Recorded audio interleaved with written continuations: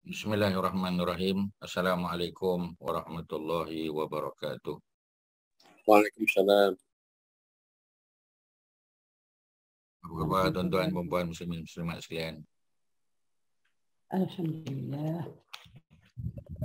Jadi kita menggunakan kitab akhlak malam ni, kitab akhlak Rasulullah SAW berdasarkan kepada hadis-hadis sahih, kebanyakannya daripada Sahih Al-Bukhari dan Muslim. InsyaAllah pada malam ni kita sampai pada hadis pada muka surat yang ke-366 ya, di bawah sekali. Jadi kalau tuan-tuan boleh selak ya muka surat 366, insya-Allah kita akan mulakan bacaan kita dengan sedikit menyebut ya hadis man la yarham la yurham. Ya, auzubillahi minasyaitonirrajim.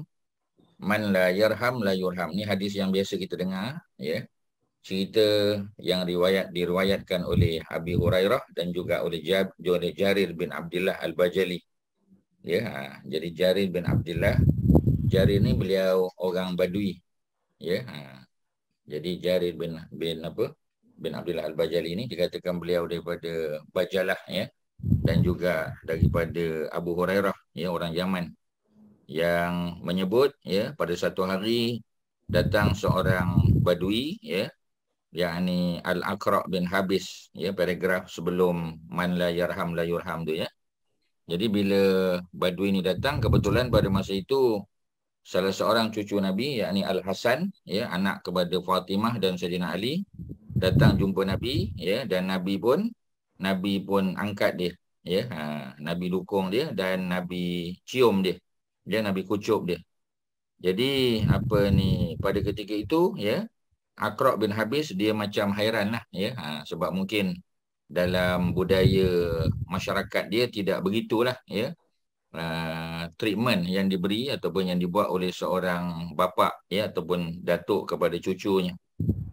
Jadi bila dia melihat Nabi buat ya perkara yang demikian ya, maka apa yang berlaku? Yang berlaku ialah dia kata, aku ada 10 anak ya, dan aku tidak pernah ya mencium walaupun salah seorang daripada mereka. Maka Nabi pun sebut ya, hadis yang sahih riwayat Al-Imam Al-Bukhari, man la yarham, man sesiapa ya, sesiapa maknanya lelaki ke perempuan ke ya, boleh ya, orang kecil ke orang besar ke bangsawan, semua lafaznya man. Apa makna man? Sesiapa ya. Dulu kita kata barang siapa ya, bahasa moden kita sesiapa. Jadi sesiapa yang la yarham, sesiapa yang tidak merahmati, mana sesiapa yang tidak menyayangi, mengasihi, dia tak ada rasa kasih pada orang lain. La yurham, dia tidak akan dikasihi ya. Jadi ini kita kata apa? Dia punya hubungan timbal balik ya, ataupun kita sebut sebagai the law of reciprocity ya. The law of reciprocity ni, kalau kita buat baik pada orang lain akan buat baik pada kita ya. Jadi oleh kerana itu ya, kita punya sikap ya, mestilah sikap yang baik ya kepada orang. Kita doakan orang dengan kebaikan, insya-Allah doa yang baik kembali pada kita ya. Jadi apa kita panggil ya, dia punya kaedah dia begitu ya. Kalau kita tidak sayang pada orang, orang tak sayang pada kita. Masa kita hidup, kita doakan ya orang yang telah meninggal dunia, insya-Allah nanti bila kita meninggal dunia, orang hidup yang lain pula akan mendoakan kita macam tu. Jadi hadis ni very powerful lah tuan-tuan ya. Ingatlah, orang yang tidak menyayangi, dia tidak akan disayangi. Kalau boleh hafal lagi baguslah. Man la yarham la yurham ya. Man la yarham, pendek je hadisnya. Man sesiapa, la yarham tidak memberi rasa kasih atau tidak menunjukkan rasa kasih sayang kepada sesiapa pun ya, kepada seseorang, la yurham, maka dia tidak akan dikasihi. Okey ya, itu permulaan yang telah kita baca pada round pertama dulu, dan kita ulang sikit saja ya. Kita masuk pada paragraf baru ya. Perkataan rahmah ya, diambil daripada perkataan rahim ya, yarham, semua tu diambil daripada perkataan rahmah ataupun orang Melayu panggil rahmat ya. Jadi perkataan rahmat ataupun kasih sayang yang disebut di dalam hadis-hadis di atas berasal daripada kata ar-ruhum ya, ra Ha mim, ya, ruhmu, ya, ataupun ruhum, ataupun disebut juga ar-rahim, yang artinya adalah kedekatan, ya, sesuatu yang dekat, ya, dan hal-hal yang dapat menyebabkan timbulnya kedekatan. Mana kalau kita buat, kita punya kita punya diri dengan orang lain akan jadi lebih dekat mudah-mudahan, ya, sebab kita sayang dia, dia pun sayang kita, sayang sebagai seorang saudara seakidah, ya. Ketiga-tiga perkataan ini merupakan mushtaq, ya, bukan sin tu, ya, dia shin tu, mushtaq, ya, kalau boleh dibetulkan, ya, MUSHTAQ, ya, mushtaq. Apa makna mushtaq? Mushtaq maknanya derive, diambil daripada. Jadi mushtaq itu, ya, maknanya perkataan itu diambil daripada perkataan ar-rahim, yang bererti kandungan, tempat tumbuhnya bayi. Sebab tu kita panggil rahim ibu lah, ya, rahim seorang ibu. Bila rahim seorang ibu maknanya tempat di mana baby itu dijaga, dibesarkan di dalam kandungan, ya. Jadi sebab tu kita ada hubungan silaturrahim, kita panggil silaturrahim, ya. Jadi kita menghubungkan hubungan silaturrahim antara seseorang dengan seseorang yang lain, ya. Bila kita tahu bahawasanya dia tu anak kita, ya, ataupun dia tu, ya, anak saudara lah, ya, anak saudara kita, bapa saudara, ataupun, ya, kawan-kawan yang mungkin kita sudah tidak bertemu untuk jangka masa yang panjang, maka kita hubungi balik, kita hubungi dia, ya, cari nombor dia, ya, cari alamat dia, pergi jumpa, ya, ziarah dia, supaya dapat, ya, balik mengembalikan hubungan tadi. Dan walaupun kita dengan dia tidak ada hubungan keluarga, tapi dalam Islam dipanggil silaturrahim. Silah tu makna hubungan, ya. Silah tu hubungan, ar-rahim seperti keluarga, ya, seolah-olah kita dengan dia besar dalam rahim ibu yang sama, dilahirkan oleh rahim ibu yang sama, seolah-olah macam tu. Sedangkan tak pun, ya, kita saudara seakidah, kita bukan saudara darah daging, bukan, ya. Okey, itu cerita dia. Jadi perkataan rahim tu, ya. Jadi bila dia tahu, ya, contoh dalam sirah selalu Ustaz sebut cerita tentang Hashim, ya. Hashim ni moyang Nabi lah, ya. Nabi punya moyang yang pertama dia panggil Hashim, mana bapa kepada Abdul Muttalib, datuk Nabi. Jadi Hashim ni dia kahwin dengan seorang perempuan daripada Madinah, ya. Semasa dia dalam perjalanan menuju ke negeri Syam untuk berniaga lah. Jadi Mekah di selatan, ya, Madinah di utara. Jadi dalam perjalanan nak pergi ke negeri Syam, ya, biasanya mereka singgah di Madinah, kerana Mekah Madinah dengan unta 8 hari, ya, 8 hari perjalanan. Jangan lupalah jarak antara Mekah Madinah 440 km. 440 km tu apa kita panggil, ya, itu kalau kita panggil straight line punya punya distance lah, ya, jarak perjalanan dengan unta lah, ya. Tapi kalau perjalanan dengan kereta mungkin lebih jauh lagi, ya, sebab jalan kereta bukan sentiasa lurus, kan, ya. Kadang-kadang ada bengkok-bengkok, ya, ada turun gaung, ada naik bukit dan sebagainya, so jadi perjalanannya lebih jauh. Tapi kalau dengan unta, ya, 440 km. Jadi oleh kerana itu, ya, perjalanan akan ambil masa selama 8 hari. Itu dalam keadaan normal condition lah. Tapi kalau berlaku panas yang ekstrim, ya, ataupun mungkin berlaku apa lagi kita kata, ya, mungkin berlaku ribut pasir, ya, maka sudah tentu dia punya perjalanan akan mengambil masa lebih daripada 8 hari, mungkin 10, ya, mungkin 12 hari perjalanan. Jadi bila Hashim berkahwin dengan perempuan tadi, maka dia pun meneruskan perjalanan menuju ke negeri Syam, ya.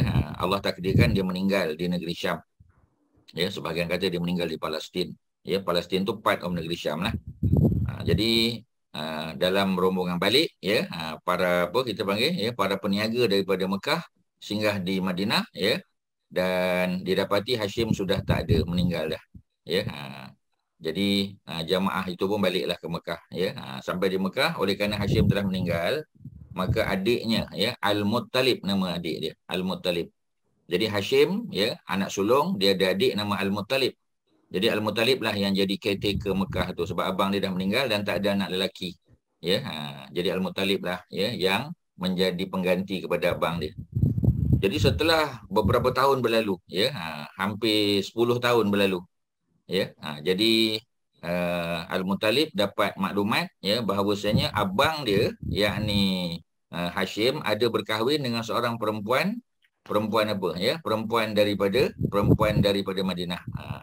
Maka ini yang nak cerita silaturahim tadi. Ya, maka apa yang dibuat? Dia pun, ya, bergegas menuju ke Al-Madinah, ya, Al-Munawwarah, masa tu namanya Yasrib, untuk mencari, ya, maklumat tentang kakak ipar dia.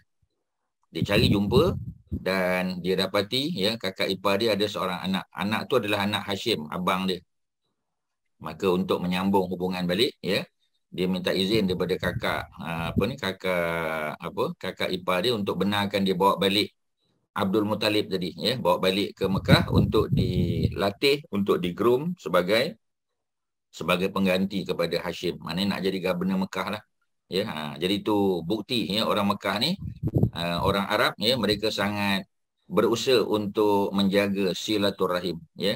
Walaupun hubungan dia dengan kakak ipar tu asalnya dia tak tahu pun, tapi bila dapat maklumat saja dia pergi cari, ya, dan dia buat hubungan balik dengan kakak ipar dia. Malah dia minta supaya kakak ipar dia benarkan dia bawa balik, ya, Abdul Muttalib untuk dibesarkan di Mekah dan akhirnya menjadi, ya, ketua orang Mekah pada masa itu, ya. Suatu hari nanti jadi ketua orang Mekah. Memang jadi pun, Abdul Muttalib jadi pengganti bapa dia Hashim. Itulah datuk Nabi, ya.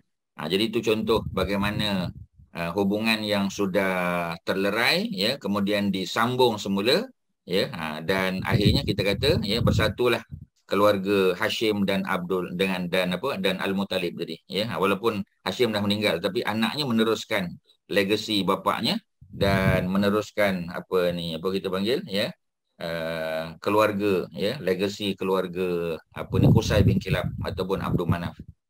Okey, itu contoh dia kata. Jadi sehingga dapat dikatakan bahawa erti kata Ar-Rahmah itu, ya, adalah halus, lembut, kasih sayang, semua makna yang baik-baik semua. Ya, sangat dekat. Lawan kepada sifat Ar-Rahmah adalah sifat kasar, ya, keras hati dan kaku. Selain itu, kata Ar-Rahmah merupakan salah satu daripada sifat Allah. Ya, Rasul juga terkenal dengan sifat Ar-Rahmah. Ya, sebab tu Nabi Muhammad dipanggil Nabiur Rahmah. Nabi Ar-Rahmah. Ya, maknanya Nabi yang penuh dengan kasih sayang. Ya, walaupun Nabi dibaling batu, tetapi Nabi tidak balas dengan baling batu balik. Ya, Nabi mendoakan kebaikan, Allah bagi hidayah. Ya, walaupun ada juga tempat-tempat tertentu, ya, Nabi mendoakan kecelakaan, memang ada, ya, tetapi jarang sangat benda itu berlaku. Ya, jadi kebanyakan, ya, mereka yang buat jahat pada Nabi doakan kebaikan pada mereka. Kerana Nabi itu ialah Nabiur Rahmah, Nabi Ar-Rahmah. Allah memang salah satu sifatnya rahmah. Okey, ya, itu permulaan perbincangan kita pada hari ini, ya. Sebelum kita masuk pada ayat Quran, ya, suratul A'raf, kalau ada apa-apa soalan silakan. Ada apa, tuan-tuan? Ustaz. Ya. Maknanya perkataan silaturahim ni bukan untuk keluarga yang ada ikatan darah dia dengan semua muslimin muslimat semua, ya Ustaz, Betul. Ya. Sebab tu dipanggil hubungan, ya, hubungan rahim, ya, seolah-olah macam keluarga tu memang confirm lah, ya. Macam tadi kan, antara Al-Muttalib dengan Hashim. Hashim tu abang dia, ya. Tapi Al-Muttalib ni oleh kerana dia salah seorang yang berakhlak mulia, patutnya dia tak bagilah jawatan tu kepada anak saudara dia kan. Bapa dia Hashim dah meninggal, biarlah, ya, tapi tak. Ya, jadi dia hubungkan balik. Itu memang confirm silaturahim lah. Ya, pasal Hashim dan juga Al-Muttalib datang daripada rahim ibu yang sama. Ya, tetapi macam Kak Mariatun sebut tadi, kalau kita tak ada hubungan keluarga, tapi hubungan akidah. Ya, macam kita dengan kawan sekolah kita dulu. Kita satu sekolah dengan dia, ya. Jadi bila kita satu sekolah dengan dia, maka kita pun, ya, setelah 20 tahun, 30 tahun, ya, mungkin 40 tahun, kita bertemu dengan dia, terserempak dengan dia di majlis perkahwinan ke ataupun apa-apalah, ya, ada apa-apa majlis, ya, kita jumpa, kita macam kenal, ya. Kita kata sebab dah 40 tahun tak jumpa, kita kata ni Salmah ke, ya. Dia kata, ya, saya Salmah. Ni apa kita panggil, ya, Mariatun ke, ya. Ya, jadi kenal balik. Ya, Allahu Akbar, lama kita tak jumpa 40 tahun dah. Ya, dah banyak berubah lah, of course lah, yang 40 tahun. Jadi bila kita jumpa balik tu, kita pun minta nombor telefon, ya. Kemudian kita pun bertukar-tukar mesej dan kita bertemu, kita ziarah rumah dia, dia pun ziarah rumah kita, macam tu. Jadi adakah itu dipanggil silaturahim? Ya. Ya, jadi walaupun tidak ada hubungan kekeluargaan, ya, hubungan darah daging, tetapi hubungan kita adalah hubungan akidah, silaturahim juga, ya. Termasuk. Okey, ada lain, silakan tuan-tuan. Terima kasih Ustaz. Ustaz, saya Ya, tanya sama-sama. Ustaz, apa beza Silakan. ukhuwah Ustaz? Ukhuwah dan silaturahim. Ukhuwah. Ukhuwah ada persamaan juga, ya. Kerana ukhuwah diambil daripada perkataan akhun, ya. Ukhuwah tu dia punya verbal noun lah, ya. Kalau dia punya root word dia asalnya akhun. Akhun tu maknanya brother lah. Ya, that's why kita kata this is my brother, ya. Maknanya haza akhi, kita panggil akhi. In Arabic kita panggil akhi. Ya, akhi maknanya saudaraku, my brother. Bukan makna brother dari segi blood and flesh, tapi brother in akidah, brother in Islam, ya. Kita kata, Ustaz kata contohnya, Haji Hassan is my brother in Islam. Ya, kita kata ada hubungan apa-apa keluarga, ya, tak ada hubungan keluarga, ya, tetapi hubungan akidah, hubungan persaudaraan. Ya, jadi itu ukhuwah, ya. Dan ukhuwah biasanya dibuat antara orang yang tidak ada hubungan keluarga. Macam Nabi bila sampai di Al-Madinah Al-Munawwarah di Yasrib, Nabi persaudarakan Abu Bakar, orang Muhajirin, ya, dengan orang Ansar. Ya, jadi Abu Bakar dipersaudarakan dengan Kharijah, ya, dengan Kharijah bin Zaid. Jadi Kharijah bin Zaid ni, ya, beliau orang Madinah, Abu Bakar orang Mekah, tak ada hubungan, ya. Tetapi mereka dipersaudarakan, timbul ukhuwah persaudaraan, tak ada hubungan darah daging, ya. Kemudian akhirnya Abu Bakar kahwin pula dengan anak Kharijah tu, ya. Kharijah ada seorang anak perempuan nama Habibah, tuan-tuan boleh salin. Ya, Abu Bakar dipersaudarakan dengan Kharijah bin Zaid. Kharijah bin Zaid orang Madinah, Yasrib, ya. Abu Bakar orang Mekah. Ya, untuk mendekatkan lagi hubungan mereka, maka, ya, Abu Bakar telah meminang anak, ya, kepada Kharijah, yakni Habibah. Ya, dan akhirnya kita tahu, ya, bila Abu Bakar kahwin dengan Habibah tadi, dapat seorang anak perempuan. Ya, dan kita kata hubungan mereka makin rapat lah, tapi bertitik tolak daripada ukhuwah tadi. Kalau silaturahim ada dua, ya. Kerana silaturahim biasanya merujuk kepada hubungan saudara mara, ya, yang ada hubungan tadi, macam kita kata hubungan antara Al-Muttalib dengan Hashim sebab dia adik-beradik. Jadi anak kepada Hashim adalah anak saudara Al-Muttalib. Itu kita panggil silaturahim, confirm. Silaturahim juga boleh merujuk kepada hubungan akidah saja, boleh, ya. Ukhuwah lebih kurang sama. Ya, cuma ukhuwah kebiasaannya bukan hubungan keluarga. Silaturahim ada makna hubungan keluarga. Tu je lah, ya, kalau kita boleh bezakan. Okey, ada lain silakan. Ya, sama. Ustaz, Ya. silaturahim tu ada pertalian darah lah Ustaz. Betul. Ada hubungan darah daging. Okey, terima kasih. Ya, sama. Orang lain ada apa soalan? Ya. Kalau tak ada, kita baca ayat Quran yang pertama, ya, ayat Quran yang menceritakan tentang perkataan rahmat, ya, dalam suratul A'raf, ya, suratul A'raf, surah yang ke-8, ya, dalam surah yang ke-7 dalam Quran. Al-A'raf cerita tentang tempat transit, ya, orang beriman tetapi dia ada masalah, ya, patutnya dia masuk syurga, tetapi dia ada akaun yang masih outstanding masa kat dunia dulu. Contohnya, ya, orang lelaki yang pergi jihad tetapi dia tidak mendapat izin daripada mak dan ayahnya. Ya, dia ada parent dia tak izinkan dia pergi jihad, ya. Jadi tak izin tu, ya, dalam situasi mak bapak dia tu mungkin dah uzur, dah tua, tak ada siapa nak jaga. Jadi oleh kerana tak ada siapa nak jaga, maka kalau anaknya pergi, susahlah mak ayahnya. Ya, mereka pula bukan orang senang yang boleh upah orang lain untuk jaga. Jadi anak dia pergi juga, ya, tanpa izin mak ayah, dan anak tu meninggal dunia, ya, syahid dalam peperangan, ya. Dan ketika dia syahid, mak ayahnya tak redha, maknanya tak izin dia, ya. Jadi bila tak izin, maka dia tidak boleh masuk syurga tanpa hisap. Dia akan ditransitkan dulu di sebuah tempat di akhirat besok, namanya Al-A'raf, yang berada di antara syurga dan neraka. Ya, orang yang mati syahid juga sebagai contoh, tetapi masih berhutang. Ya, ada hutang rumah, ada hutang kenderaan dan sebagainya yang belum diselesaikan. Ya, walaupun dia mati syahid tau. Ya, ini bukan orang mukmin ya yang banyak pahala saja. Ya, ini orang yang mati syahid yang sepatutnya masuk syurga tanpa hisap. Tetapi kerana hutangnya masih belonggok, tak bayar, dan dia pun tak ada buat apa perjanjian ya untuk menyelesaikan hutang dia, malah dia tidak memberitahu kepada anak-anak dia. Kadang dia diam je, dia berhutang dia diam. Ya, kalau dia meninggal habis. Ya, macam mana apa yang berlaku, anak pun tak tahu. Ya, kalau orang yang memberi hutang tu datang jumpa anak dia pun, anak kata tak ada hitam putih tak ada, ya, kira tak ada lah. Yang susah mak bapak dia lah, ya, mak bapak dia dikubur nanti payah. Di akhirat pun sama juga, ya, walaupun pahalanya besar patut masuk syurga, dia ditangguh di Al-A'raf. Ya. Okey, apa cerita ayatnya? Inna rahmatallah, inna sesungguhnya, rahmatallah, rahmat Allah itu qaribun, sangat dekat, minal muhsinin. Ya, jadi rahmat Allah tu sangat dekat kepada orang-orang yang beriman. Jadi orang beriman maknanya Allah rahmat dia, Allah kasih sayang pada dia. Ya, tapi kasih sayang ni bukan makna hidup dia senang lenang, tak ada cabaran. Ya, kita kadang-kadang salah faham. Sebab kita ingat orang yang Allah sayang ni, Allah rahmat, dia tak pernah sakit, ya, tak pernah demam, tak pernah sesama, tak pernah tak. Itu salah tu, ya. Kerana orang yang Allah sayang, Allah akan uji lah. Ya, kerana orang yang Allah sayang, pasti Allah uji. Dan ujian yang Allah bagi itu dengan dua tujuan, kan?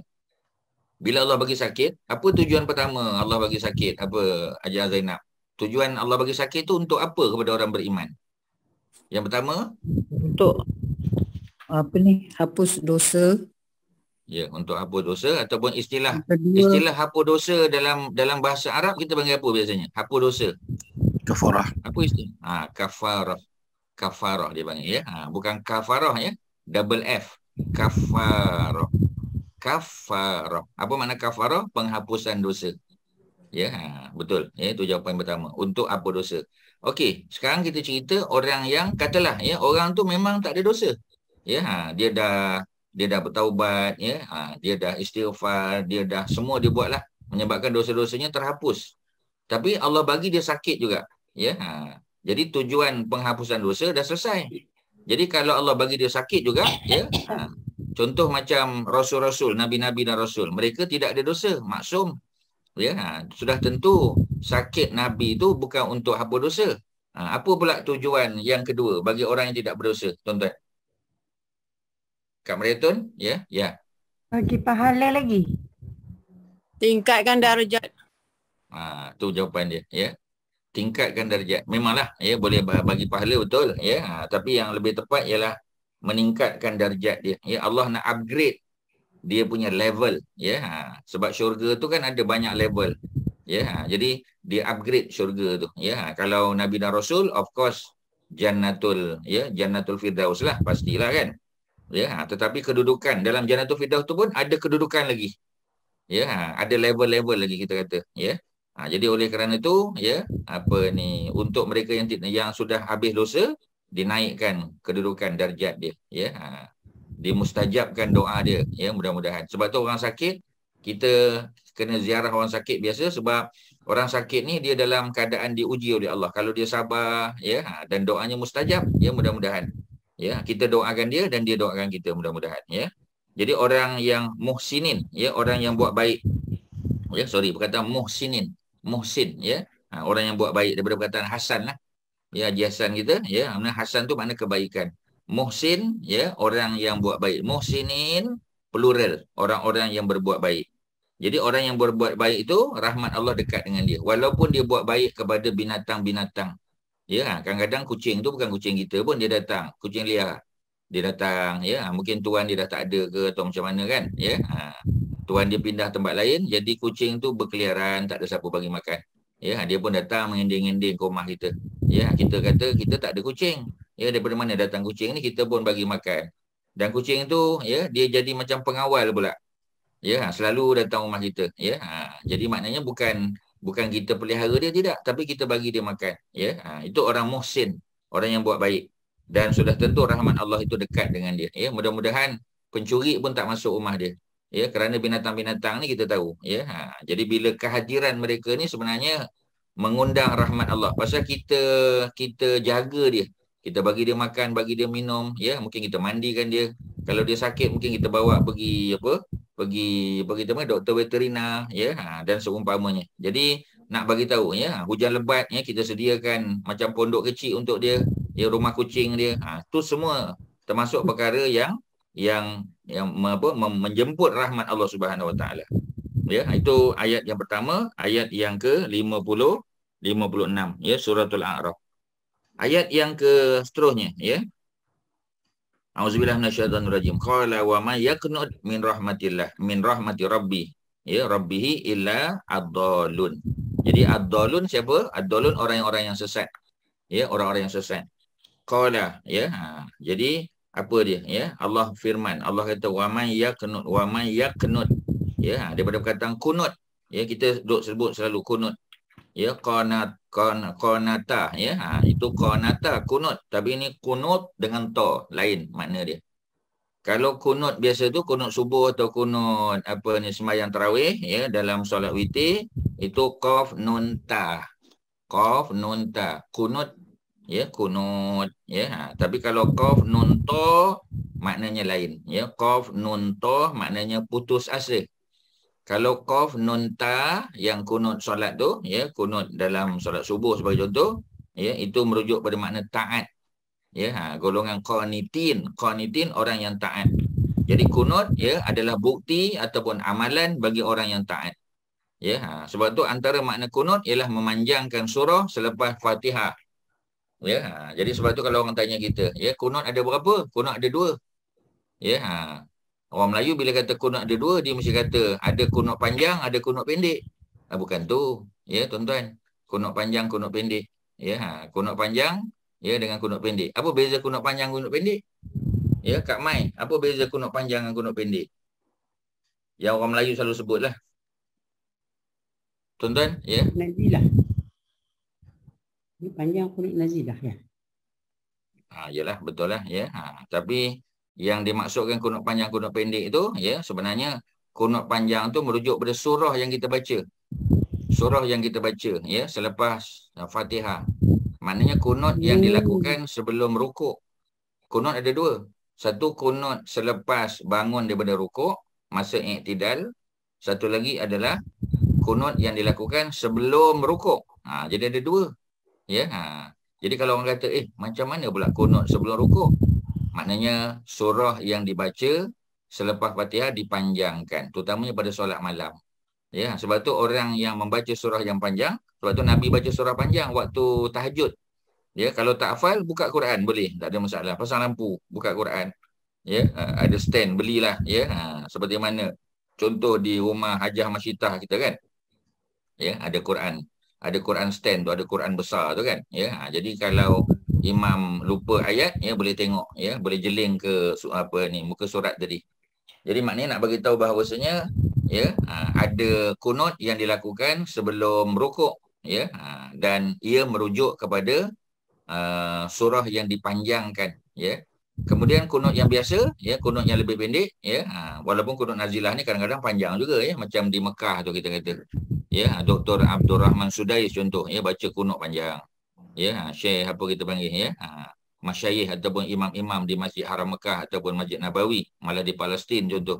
Ya, jadi kunut nazilah dia memang panjang. Terutamanya bila berlaku musibah lah kan, ya. Jadi kunut yang panjang ni jarang dibuat, ya. Sebab kunut nazilah diambil perkataan nazilah. Nazilah maknanya apabila berlaku musibah. Bila turun musibah, ya, ada pandemik, ya, ada wabak penyakit, ya, kita kata berlaku tsunami mungkin, ya, berlaku gempa bumi, ya, ribut dan sebagainya, itu kita panggil kunut nazilah lah. Tetapi kunut nazilah ni jarang dibuat, ya, tapi baca surah panjang tu setiap malam boleh buat, setiap hari boleh buat. Ya, jadi dibezakan kunut sebelum sebelum rukuk dan kunut selepas rukuk. Jadi tuan-tuan kena bezalah. Jadi kalau orang tanya pasal apa tak kunut, kita tanya kunut sebelum ke selepas. Kalau kunut sebelum, baca surah panjang. Ya, macam subuh kan, Nabi baca surah yang lebih panjang. Dan surah yang paling panjang Nabi baca ialah pada waktu tahajud. Ya, sebab tu Nabi baca Al-Baqarah, Ali Imran. Kita mungkin tidak hafal, ya, tetapi tidak ada masalah kalau kita nak membuka lembaran Quran. Ya, kita buka siap-siap. Ya, jadi kita boleh baca 2 muka lah paling kurang. Ya, kita boleh baca 2 muka ataupun 1 muka rakaat pertama, 1 lagi muka rakaat yang kedua. Okeylah tu. Dan kita boleh ulang-ulang. Kalau ada ayat doa, kita ulang. Ya, Rabbana atina fid dunya hasanah, boleh ulang 2 kali, 3 kali seperti mana Nabi selalu buat. Dan kita teruskan ayat dia, ya. Macam tu. Okey, ya, itu makna qanata, kunut. Yang ini qanato, ya. Qanato makna putus asa. Allah kata wa man yaknut, ya, dan man di situ bukan makna sesiapa. Man di situ maknanya tiada, ya. Jadi man tu man nafi tu dipanggil. Wa man yaknut, dan tidak ada yang putus asa, ya, min daripada rahmati rabbih, daripada rahmat Tuhannya, illa melainkan ad-dallun, orang-orang sesat, ya. Jadi orang yang sesat aja yang putus asa daripada rahmat Allah. Jadi orang yang sesat ni mana sesat daripada agama, keluar daripada radar agama. Ya, dalam hidupnya dia tidak mengikut radar agama, ya, dia berada di luar radar. Ya, jadi maksudnya sudah tidak ada hubungan dengan agama. Dia buat ikut suka hati dia. Ya, jadi orang-orang ni kita panggil orang sesat. Jadi bila orang sesat, maka macam mana dia nak dapat rahmat Allah? Sebab tu dia putus asa. Ya, sebab tu dia boleh bunuh diri. Ya, dia boleh terjun daripada bangunan. Ya, dia boleh lukakan diri dia dan boleh pelbagai benda dia buat. Ya, dia boleh marah. Dia kata, mana Tuhan? Kalau Tuhan ada, pasal apa Tuhan biarkan aku begini? Ya, jadi maknanya dia maki hamun Tuhan pula. Ya. Sedangkan sebenarnya dia yang keluar daripada radar agama. Ya, dia tidak lagi berada di dalam dan pemeliharaan Allah Subhanahu Wa Taala. Kalau duduk dalam peliharaan Allah, ada rahmat lah. Tapi kalau tak ada rahmat, Allah biarkan dia sesat. Ya, bukan makna Allah yang menyesatkan dia, tidak. Ya, tetapi dia yang memilih untuk sesat. Ya, macam kita lah, ya, bila kita lalu satu jalan, ya, nak masuk satu lorong, dia tulis itu no entry, contoh. Ya, ataupun apa ni, jalan tu road under construction, contoh, ya. Jadi sila pilih jalan lain. Tapi dia degil, dia ambil juga jalan tu. Bila dia teruskan jalan, dia masuk lubang, ya. Dia ditimpa oleh runtuhan bangunan dan sebagainya. Jadi siapa salah? Salah sendiri. Pasal Allah dah bagi tahu, ini jalan kebenaran, ini jalan sesat, ini hidayah, ya, ini jalan kesesatan, dalalah. Jadi dia pilih jalan dalalah, maka ya dibiarkan oleh Allah Subhanahu Wa Taala. Diperkenankanlah sebab dia memilih, dia minta, ya, maka Allah bagi. Tapi orang yang mencari kebenaran, Allah bagi kebenaran juga. Okey, ya, itu ayat yang kedua, ya, Allah sebut tidak ada seseorang yang putus asa daripada rahmat Allah, ya, daripada rahmat Tuhannya, yakni Allah, melainkan ad-dallun. Hanya orang-orang yang sesat saja yang putus asa daripada rahmat Allah. Jadi kita jangan putus asa. Ya, walaupun susah kan kita kata. Ya, macam belajar bahasa Arab lah, payah. Ya, belajar tu kita kata banyak cabaran, nak mengingat, nak memahami, bukan senang. Ya, nak dapat satu konsep tu, tanya Puan Sri baru-baru ni kan hari Sabtu. Ya, jadi bila Ustaz tanya tu dia okey macam dapat, lepas tu tanya balik macam tak dapat pula. Ya, nak boleh dapat tu ambil masa, tak ada masalah. Ya, itu cabaran. Sebenarnya Allah nak bagi pahala. Kalau kita sekali belajar dah dapat, ya, mungkin kita rasa, uish, aku tak ada hal. Ustaz ajar sekali je aku faham. Ya, tapi kalau orang yang 2 kali, 3 kali, 4 kali tak dapat lagi, 5 kali baru dapat, ya, masa tu dia akan rasa syukur, ya Allah. Nak boleh dapat ni payah. Bila dapat tu dia gigit betul-betul. Ya, macam kita kata orang bukan Islam kan. Ya, dia mencari agama macam Salman Al-Farisi. Ya, masuk agama Majusi, kemudian masuk Kristian, ditangkap oleh orang Yahudi, akhirnya dapat melepaskan diri masuk Islam. Dia punya cabarannya, dia punya journey tu, apa kita panggil tu, Islam tu bukan main panjang lagi. Ya, dan akhirnya dia pegang betul-betul. Ya, macam kita kata Cat Stevens kan. Ya, Allah bagi dia penyakit TB, duduk di tempat kuarantin setahun duduk, ya, baca Quran, bandingkan dengan Bible. Dia ada masa untuk berfikir sebab dia duduk dalam kuarantin. Bila duduk dalam kuarantin, macam kita lah, ya, masa pandemik dulu kuarantin, ya, banyak benda boleh buat. Ya, boleh baca Quran banyak, boleh tengok, boleh tadabbur, boleh kelas online, boleh macam-macam. Ya. Tapi bila kita dah bebas ni, ya, memang panjang langkah lah. Ya, kita boleh pergi overseas, kita boleh buat program macam-macam, ya. Jadi kehadiran kita ke kelas tu mungkin dah kurang sikit. Komitmen kita mungkin dah kurang sebab kita banyak aktiviti luar dah. Cuba tuan-tuan ya, mari kita kenang balik ya. Masa pandemik alhamdulillah. Ya, kelas-kelas ni berjalan lancar sebab nak pergi masjid tak boleh. Orang lelaki nak pergi sembahyang Jumaat pun payah, ya, kena tunggu giliran. Ya, mungkin minggu ni pergi, 3 minggu lagi baru boleh pergi. Bulan depan baru boleh pergi. Ya, sebab masjid tak boleh nak accommodate ya apa ni jamaah yang ramai. Alhamdulillah ya, kita banyak tengok program-program agama, banyak baca balik, betulkan tajwid, ya, belajar bahasa Arab, ya, tengok majalah agama, macam-macam tuan-tuan. YouTube dan sebagainya. Kerana masa kita banyak ya. Tapi bila pandemik dah berakhir, tak ada lagi kuarantin, memang panjang langkah. Ya, memang ke sana kemari lah. Ya, dah mula ada majlis perkahwinan keluarga. Ya, kita nak pergi ke Pulau Redang, nak pergi ke Pulau Kapas, nak pergi scuba diving, nak pergi snorkeling, nak pergi macam-macam. Dulu tak boleh buat. Ya. Jadi memang habislah. Kelas-kelas pun memang tak boleh hadir lah. Tuan-tuan cuba sama-sama kita muhasabah. Ini benda yang ini fakta tuan-tuan. Ya, kita tak boleh nak nafikan. Ya, macam mana tuan-tuan? Betul tak? Ya, Ustaz sebut ni. Betul tuan-tuan. Memang betul. Ya, payah ya. Dulu kita alhamdulillah kita looking forward nak datang kelas online. Macam sekarang bukan tak nak, tapi komitmen dah banyak dah sebab dah boleh berjalan. Ya, dah boleh merentah daerah, boleh merentah negeri, ya, boleh macam-macam tuan-tuan. Ya, itu dia punya apa? Dia punya hakikat dia yang kita kena akui. Itu cabaran kita sekarang. Jadi pahala besar. Ya, lagi besar pahala. Ya, sebab apa tuan-tuan? Ya, sebab kita duduk di crossroad, ya.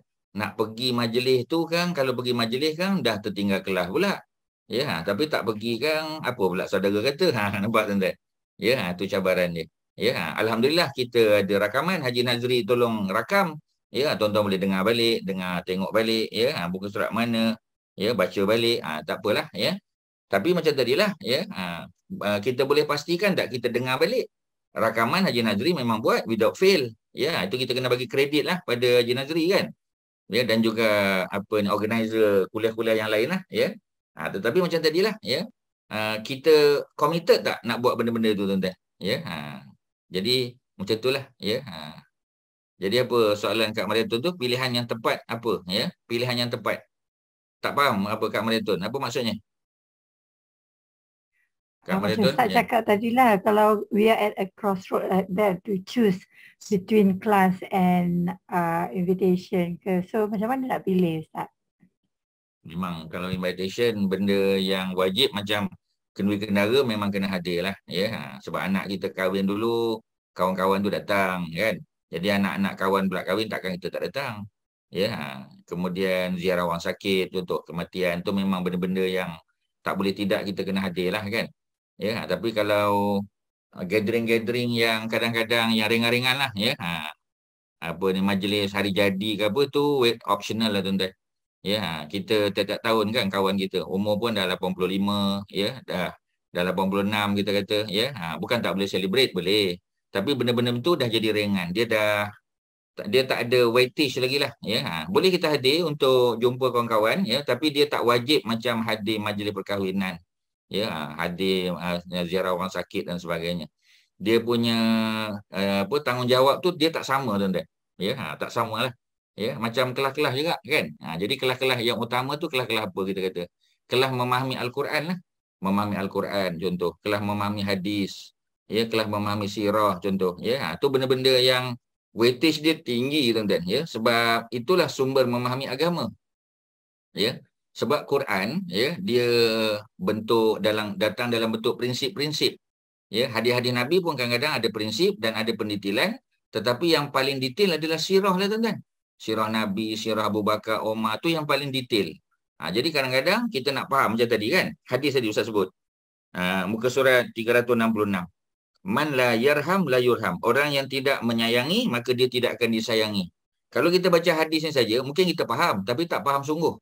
Tapi bila kita tahu sirah dia, background dia, oh rupanya cerita Nabi peluk dan cium Al-Hasan. Masa Nabi buat tu ada seorang badui namanya Aqra' bin Habis, ya, Al-Aqra' bin Habis, dia baru masuk Islam. Dia pun datang, dia tengok, dia kata aku 10 anak ada tapi aku tak pernah cium pun. Ya, jadi dia heran tengok Nabi buat sebab Nabi Bani Hashim. Ya, dan hubungan Nabi sudah tentulah ya sangat akrab dengan cucunya. Ya, tetapi macam tadilah dia badui. Badui ni orang yang agak kasar, orang yang duduk di padang pasir, ya, banyak masanya dihabiskan untuk memburu, ya, menternak binatang sebagainya. Jadi dia kurang di rumah. Ya, rumah apa ni anak-anak dan cucunya lebih pada isteri dan apa kita panggil keluarga di rumah lah, perempuan lah. Yang lelaki di luar, ya, kehidupan mereka very rough, ya, dan tough, ya, rough and tough. Jadi oleh kerana tu apa yang berlaku? Dia tak macam tu dengan anak-anak, dengan cucu dia. Jadi bila dia datang ke Madinah, ya, sebab Madinah ni orang yang bertamadun lebih tinggi lah, ya, sudah tentu apa ni Nabi lagi lah, ya, tunjuk akhlak yang baik. Jadi dia belajar daripada Nabi, dan Nabi pun bagi tahu, ya, Nabi tak kata apa punya datuk cucu 10 orang pun ataupun anak 10 orang pun tak sayang. Nabi tak kata macam tu, sebab Nabi bukan macam tu cara dia. Ya, Nabi buat apa? Nabi buat general statement. Nabi kata orang yang tidak menyayangi, maka nanti dia tidak akan disayangi. Nabi punya cakap tu dipahami tak oleh Aqra' bin Habis? Yes, dia faham, dia tahu dah, ya, dia kena ubah dia punya cara hidup, cara dia berinteraksi dengan cucu dan anak kena berubah. Ya. Jadi dengan mengetahui background history tu, ya, dia punya cerita tu, ya, cerita tu dalam mana tuan-tuan? Dalam kitab sirah lah. Ya, di sini dia gabungkan. Sebab tu untuk memahami sesuatu hadis, tuan-tuan kena tahu cerita dia. Untuk memahami sesuatu ayat Quran, sama, tuan-tuan kena tahu cerita dia. Jadi cerita ayat Quran duduk dalam tafsir. Cerita hadis duduk dalam syarah hadis, ya. Digabungkan tafsir dan hadis tu. Itu jadi sirah, tuan-tuan. Jadi the more you know about sirah, ya, kita belajar sirah, Nabi, para sahabat dan sebagainya, lagi banyak kita tahu tafsiran hadis dan ayat Quran. Memang dia punya sifir dia macam tu, tuan-tuan. Ya, memang formula dia macam tu. Ya, if you want to know more about ayat Quran ataupun hadis, kena tahu lebih sirah lah, kena belajar. Ya, dan sirah ni macam tadilah, ya, dia detail lah. Ya, dia kena faham sebab dia melibatkan orang, dia melibatkan tempat, ya, dia melibatkan situasi, suasana, budaya dan sebagainya macam tadi. Aqra' bin Habis orang Badui. Ya, jadi budayanya lain.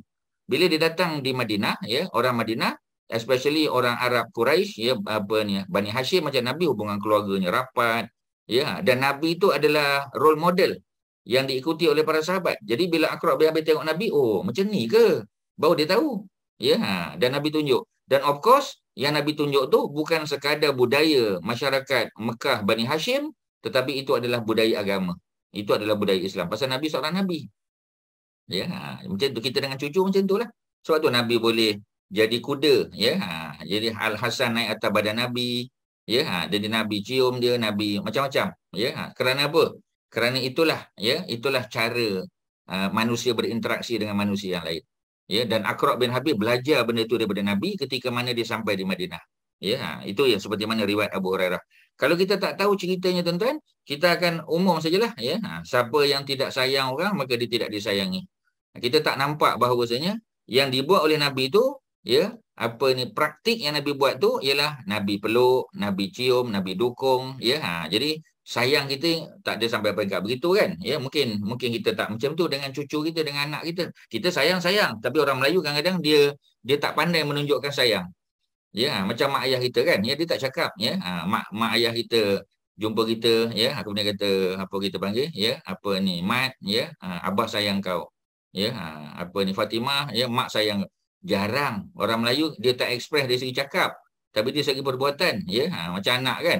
Kadang-kadang kita balik asrama, kita dah duduk asrama, ya, ada 2 bulan tak balik rumah.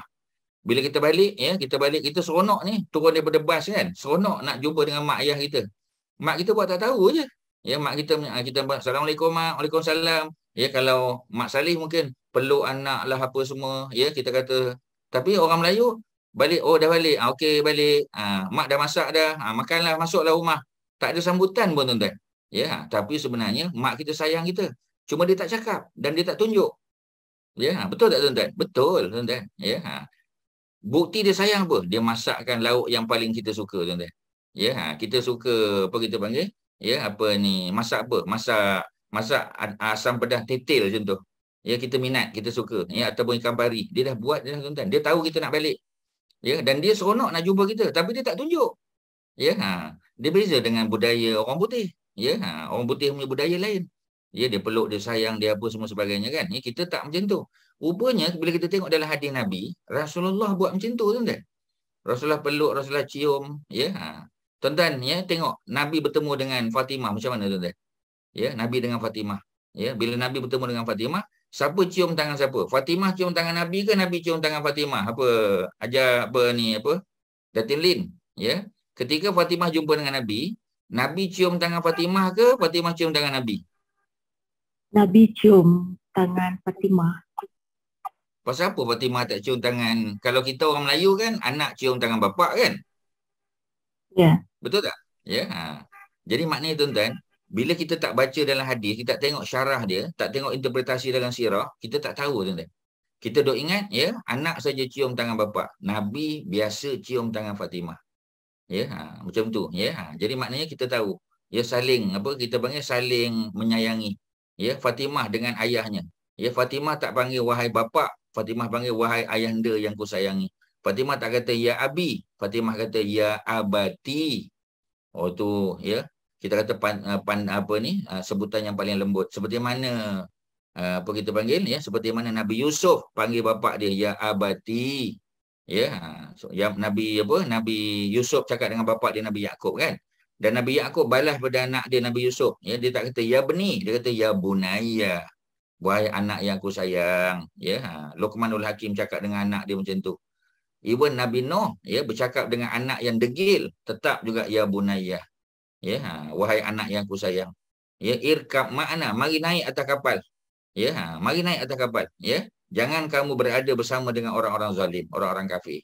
Sampai peringkat begitu. Ya, sebab itu kita tengok, ya, apa kita panggil Fatimah dengan ayahnya macam tu. Ya, jadi bila kita tengok dalam sirah, oh macam tu punya, baru kita tahu. Tapi kalau kita baca teks hadis secara literal saja, kita dapatlah tuan-tuan, ya, tapi kita on the surface saja, kita tak pergi mendalam. Agama ni we have to go deeper, tuan-tuan. Kena pergi dalam, baru kita dapat. Ya, itu kalau Ustaz boleh detailkan pada tuan-tuan. Okey, Haji Fuad, ada apa? Silakan, Haji Fuad. Tak ada, Ustaz. Okey, okey. Alright. Okey. Jadi siapa yang datang jumpa Nabi tadi, Haji Fuad, yang nampak Nabi cium anak tadi, siapa nama orang lelaki tu? Tak dapat tangkap je. Buku tak ada. Buku apa kita panggil? Ya, buku akhlak ni tak ada. Ada. Dah ada dah, ya. Dah ada. Jadi kalau ada cuba tengok muka surat tu lah, muka surat 366 tu.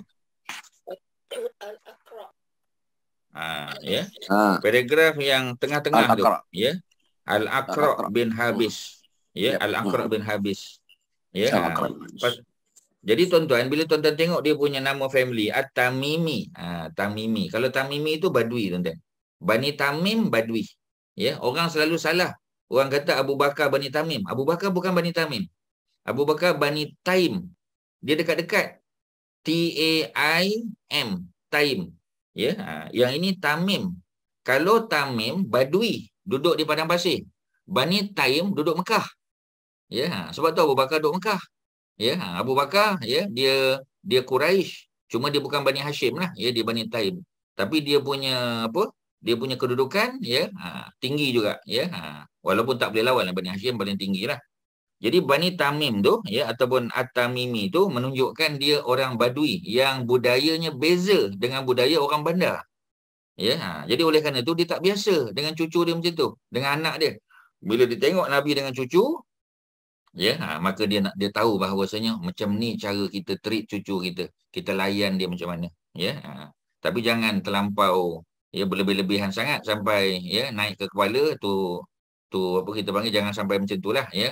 Naik ke kepala tu bukan kata tak boleh, ya, duduk atas, ya. Orang Arab biasa je kita tengok kan, kalau musim haji, ya, orang Arab dia bawa anak dia letak, ya, dia letak atas apa ni kita panggil atas bahu dia. Ya, Arab ni biasa, ya, dia pegang kepala bapak dia, sebab orang Arab pegang kepala tu tak ada hal, tuan-tuan. Orang kita payah sikit, ya. Kalau pegang kepala, anak-anak pegang kepala kita tak bagi. Ya, pantang kan, ya. Orang Arab biasa je. Ya, Ustaz pernah ada pengalaman kita naik bas, tuan-tuan, di negara Arab lah. Ya, sebab orang penuh sangat. Ya, kita pegang juga, tapi tiba-tiba dia buat emergency brake. Jadi terlepas tangan Ustaz, ya, siku ni kena pada satu pakcik. Ya, kelentung bunyi kuat lah, tuan-tuan. Ya, kita minta maaf kat pakcik tu okey, tak ada apa dia kata. la ba'sa bihi, ya, la ba'sa, tak ada apa. Dia pun tahu, ya, maknanya dia pun selalu, ya, mungkin bila berdiri, ya, dia siku kena kat kepala orang lain. Tapi orang Arab biasa saja, tuan-tuan. Ya, jangan pegang punggung sudah, ya, pegang punggung dia atau memang mengamuk dia. Tapi kalau setakat kepala tertonjol ke apa, tak ada hal. Ya, budaya lain, ya, lain budaya dia. Dengan orang Melayu mungkin lain. Okey, ya. Apa ni budaya Pakistan Ustaz tak pasti, ya, atau kena tanya Haji Rasul lah. Haji Rasul macam mana di kalangan, ya, orang apa kita bilang orang Pakistan macam mana Haji Rasul? Ya, biasa je Ustaz. Tak ada. Dengan anak macam mana? Dengan anak-anak ni, anak cucu macam mana? Dia orang very mesra lah Ustaz. Very mesra. Dia Mesra, selalu peluk-peluk, cium-cium tu. biasa, ya. Macam Saya Arab rasa juga lebih lah, mesra kita kata. daripada orang Melayu lah. Okay. Lebih mesra daripada orang Melayu, ya. Ya, ya. Sebab orang Melayu kadang macam tu lah, tuan-tuan, macam Ustaz sebut, ya. Mak kita dia sayang kat kita, tapi dia tak cakap. Ya, dia tak cakap, dia tak tunjuk, ya. Tapi dia masakkan yang terbaik lah. Ya, yang masak yang terbaik, ya. Dia siap kadang-kadang, ya. Kita nak pergi nak balik asrama ke apa, tuan-tuan, ya, kadang dia gosokkan baju kita siap-siap lah, tuan-tuan. Ya, dia gosokkan baju, ya, kita punya. Kadang-kadang kita naik malu, tuan-tuan, pakaian dalam pun kadang dia basuhkan siap semua. Ya, mana bila kita nak ambil, kita, mak mana dah basuh semua dah. Ya, nak tunjuk bahawasanya kadang-kadang. Tapi dia tak tunjuk dari segi percakapan. Dia tak peluk kita, dia tak cium kita mungkin. Masa kita kecil mungkin dia cium lah kan. Tapi dah besar ni kita, ya, lain, orang Melayu lain. Ya, tapi dia tunjuk dalam bentuk lain. Ya, dia usaha, ya. Kadang-kadang, ya, mungkin duit belanja kat rumah kita pun tak banyak, tapi dia boleh bagi duit, kata ni, ya, kotlah nanti malam apa ni, apa lapar ke apa, sebab apa kita panggil malam kadang apa ni, roti kering ke apa kan di asrama, ya, dia bagi bekal untuk beli roti lah apa, macam-macam lah, tuan-tuan. Dia tunjuk dalam bentuk lain, ya. Ayah kita pun macam tu kadang-kadang. Bila kita nak balik pun kita kata, abang nak balik ni, ya, macam tu je kadang. Tak salam tak apa pun, tuan-tuan. Ya, kita datang nak salam dia, baru dia hulur tangan.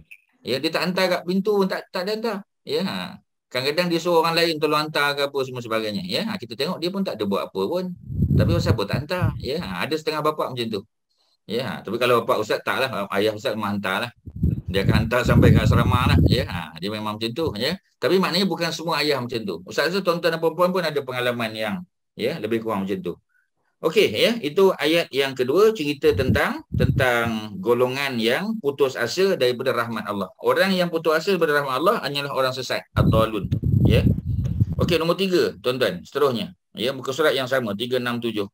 Falaula fadlullahi alaikum wa rahmatuh. Ya, falaula, kalaulah tidak, ya, kerana fadlullah, kurniaan Allah. Ya, jadi ada orang nama Fadlullah. Fadlullah tu maknanya kurniaan Allah. Alaikum, ke atas kamu, wa rahmatuhu, dan rahmatnya, kasih sayangnya, lakuntum minal khasirin, pasti kamu akan jadi daripada kalangan orang yang rugi. Ya, jadi kalau Allah tak bagi kita rahmat, ya, Allah tak tunjukkan rahmat pada kita, Allah tak bagi kurniaan, memang rugilah kita, tuan-tuan. Kita jadi orang yang rugi, ya, sebab orang yang untung, orang yang dapat rahmat daripada Allah. Orang yang tak dapat rahmat, orang yang rugi. Ya, kemudian ayat yang terakhir di situ, wa rabbukal ghafuru dzur rahmah. Ini setiap minggu kita baca, ada dalam surah Kahfi ayat yang ke-58. Wa rabbuka, ya, dan Tuhanmu al-ghafur, yang Maha Pengampun. Dzur rahmah, ya. Pasal apa Allah Maha Pengampun? Kerana Allah memiliki rahmat. Ya, kadang-kadang kita tak layak Allah nak ampun dosa, tak layak, tuan-tuan. Ya, kalau nak ikutlah daripada apa kita panggil, tak layak dapat pengampunan. Tapi kerana Allah ni Maha Rahmat, ya, Allah ampunkan juga kita. Buat dosa kemudian ulang balik, taubat, buat balik, ya. Patutnya Allah tak ampunkan dosa, tapi kerana Allah ni Zur Rahmah, yang memiliki rahmat, Allah ampunkan juga. Ya, itu sifat Allah Subhanahu Wa Taala. Perkataan Ar-Rahim itu sendiri, ya, merupakan salah satu daripada beberapa nama Allah, ya, dalam Al-Asmaul Husna. Perkataan ini sering kita ucapkan dalam kehidupan sehari-hari, ya, sebab perkataan Ar-Rahim ada dalam lafaz Bismillah. Ya, lafaznya Bismillahirrahmanirrahim. Ada dua. Ar-Rahman dulu baru Ar-Rahim. Ar-Rahman merujuk kepada sifat umum, ya, kepada orang bukan Islam pun Allah bagi rezeki, contoh. Kerana Allah ni Rahman. Tetapi kalau Rahim hanya untuk orang beriman saja. Ya, di akhirat tak ada dah habis. Orang kafir tak ada. Orang kafir di dunia, kalau dia usaha dia dapat rezeki. Ya, kadang-kadang lagi melempar ruah berbanding dengan kita. Tetapi tak ada rahmat lah. Ya, Allah tak bagi rahmat. Ya, sebab itu bila orang bukan Islam bersin, ya, walaupun dia sebut alhamdulillah, kita tak boleh jawab, ya, yarhamukallah, tak boleh. Ya, dia bersin. Dia bila dia sneeze tu, ya, kalau apa kita panggil, ya, kalau biasa dia kata, ya, dia apa, orang sebut bless you lah, ya. Tapi blessing dalam bahasa Arab, blessing ni mana rahmat, tuan-tuan. Rahmat tak ada bagi orang kafir, tak ada, tuan-tuan. Kita tak boleh kata, ya, apa kita panggil, God bless you, tak boleh, tuan-tuan. Sepatutnya tak boleh. Ya, seperti mana kita kata rest in peace, kan. Ya, mudah-mudahan tenang, hidup tenang. Mana orang kafir tenang, apa rest in peace, tuan-tuan. Ya, tak tenang dia. Ya, walaupun di dunia kedudukan dia tinggi, walaupun dia queen, walaupun dia pemaisuri, ya, tapi dia tak beriman. Kita tahu dah, ya, memang teruk kena dalam kubur, tuan-tuan. Tapi kita pun ucap rest in peace, ya, memang tak kena lah. Ya, cuba tengok apa kita panggil, ya, para ulama Islam sebut tentang apa ni lafaz rest in peace tu, ya. Rest in peace tu seolah-olah kita kata mudah-mudahan Allah rahmat dia. Mudah-mudahan, ya, dia dicucuri rahmat. Mudah-mudahan dia duduk dalam rahmat Allah. Mana boleh, tuan-tuan. Tak boleh, tak kena, tuan-tuan. Ya, orang beriman pun belum tentu dapat. Ini kan pula orang yang tak beriman. Ya. Jadi oleh kerana itu bila kita menyebut tentang Rahman umum, ya, di dunia sifat Allah bagi rezeki juga kepada orang yang tak sembahyang. Ya, tetapi rahmat tak dapat. Ya, rahmat tak dapat. Tapi orang beriman itu, tuan, walaupun mungkin, ya, hidupnya tidaklah senang sangat, tapi Allah bagi rahmat. Ya, Allah bagi kebahagiaan, ya, Allah bagi satisfaction dalam hidup dia. Ya, walaupun pencapaian dia biasa-biasa saja, tapi ada satisfaction. Ya, Allah bagi kelebihan mungkin dalam bidang ilmu pengetahuan. Ya, kalau kita tengok harta dia mungkin tak banyak, tapi alhamdulillah dia mengaji sedap, ya, tajwid dia betul. Ya, bila kita tanya ayat tadi makna apa, dia boleh cerita sikit-sikit. Walaupun tak adalah fasih, tapi alhamdulillah boleh. Sikit-sikit tak tahu makna. Ya. Okey, ya, Allah Subhanahu Wa Taala berfirman, ya, dalam surah Al-Baqarah ayat yang ke-37. Auzubillahi minasyaitonirrajim. Ini cerita Nabi Adam setelah baginda bersama dengan isterinya Sayyidatina Hawa, ya, telah memakan buah daripada pokok yang dilarang oleh Allah. Ya, tuan-tuan, dalam syurga tidak ada pokok larangan, tak ada, semua halal. Ya, tetapi ini adalah ujian Allah. Allah nak uji, nak tengok, ya. Kalau Allah kata jangan dekat pokok ni, jangan makan buah dia, tengok Adam dan isterinya ingat ke tidak? Ya, mereka apa kita panggil, ya, mereka patuh ataupun tidak, ya. Jadi oleh kerana mereka telah diperdaya, ya, mereka ditipu, mereka dipujuk, ya, oleh iblis, maka mereka pun makan juga. Ya, lalu menyesallah mereka, ya.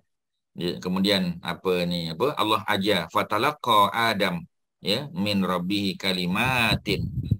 Lalu Nabi Adam pun menerima, ya, beberapa kalimat daripada Tuhannya. Jadi apakah kalimat tersebut? Doa itulah. Doa daripada ayat suratul A'raf, ya, ayat yang ke-23.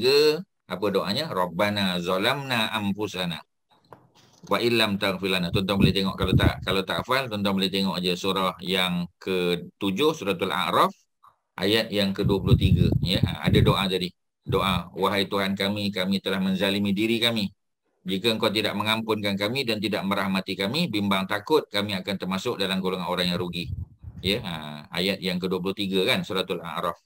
Jadi itulah kalimat yang diterima oleh Nabi Adam, ya, daripada Tuhannya, fataba alaihi, ya, lalu Allah pun menerima taubatnya. Bila Nabi Adam sebut doa tu, wahai Tuhan kami telah menzalimi diri kami. Jika Engkau tidak mengampunkan kami, ya, dan tidak merahmati kami, maka kami bimbang kami akan termasuk dalam golongan orang yang rugi. Jadi bila dia bertaubat, ya, lalu fataba alaihi, Allah terima taubatnya. Innahu huwat tawwabur rahim, sesungguhnya dia, yakni Allah, dialah at-tawwab, maha penerima taubat, ar-rahim, ya, maha rahim, ya, maha penyayang. Ya, dengan sifat rahim itulah, ya, Allah ampunkan dosa kita. Walaupun asalnya tak boleh ampun, tapi Allah ni rahim, ada sifat rahmat, ya. Itulah cerita dia, tuan-tuan. Ada soalan, silakan. Ya, ada apa, tuan-tuan? Syirin, ada apa, Syirin? Ada apa-apa?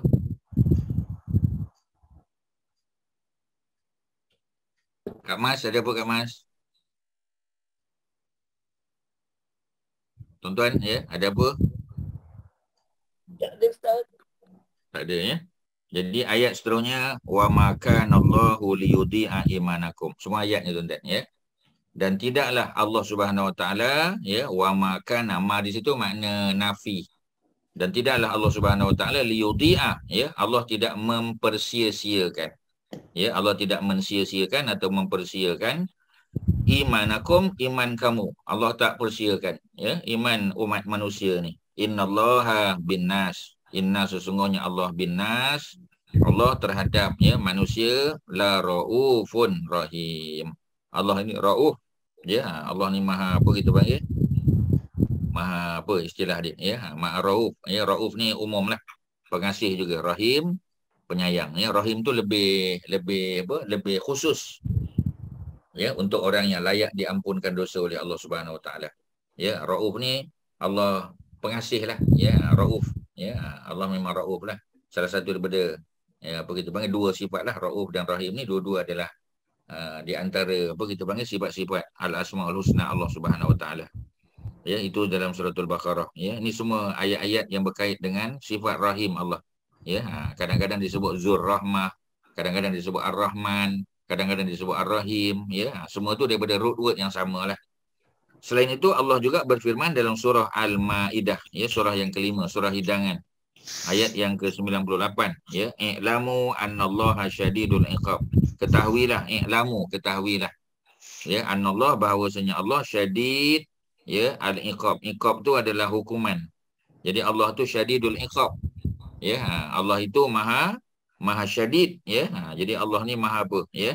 Syadidul iqab, maha berat, maha apa kita panggil ya?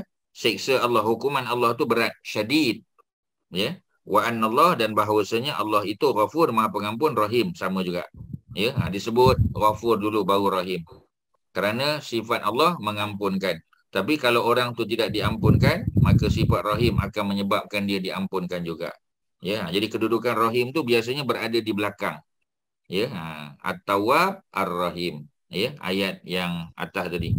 Kemudian la raufun rahimun, ghafurun rahimun ya. Jadi rahim tu berada di kedudukan yang kedua ya. Permulaannya rauf, permulaannya tawwab, permulaannya ghafur ya. Kemudian ada pun keterangan yang menegaskan bahawa Rasulullah mempunyai sifat kasih sayang adalah firman Allah dalam surah At-Taubah ayat 128 ya. Ini kita biasa dengar ni ayat ni. Auzubillahi minasyaitonirrajim. Laqad ja'akum rasulun min anfusikum azizun alaihi ma anittum harisun alaikum bil mu'minin ya. Harisun alaikum bil mu'minin raufur rahim ya. Ujung ayat tu lagi. Jadi laqad ja'akum ya, laqad ja'akum. Macam mana Puan Sri? Ada apa? Puan Sri, ada apa? Ya. Ya, tak ada Ustaz. Saya punya ni kan, tablet ni dia just ponti-ponti sekejap. Dia meragam. Ya. Puan Sri tak mute tu. Ya, tak mute. Sorry Ustaz. Laqad ja'akum rasulun min anfusikum ya. Tuan-tuan boleh tengok dalam surah At-Taubah ayat 128 ya. At-Taubah surah yang ke-9 ya, surah yang ke-9 ayat 128 ya. Ayat 128 dia antara ayat yang berada di penghujung lah ya. Jadi bila dia berada di penghujung tu kita tahulah ya, dia apa ni, sebagai sebahagian daripada kesimpulan lah ya, kesimpulan surah At-Taubah ya. Laqad ja'akum rasulun min anfusikum azizun alaihi ma anittum harisun alaikum bil mu'minin. Ada tinggal ya, raufur rahim, ada tertinggal tu ya. Jadi hujung surah At-Taubah tu ayat 128 tu ya, ayat kedua terakhir.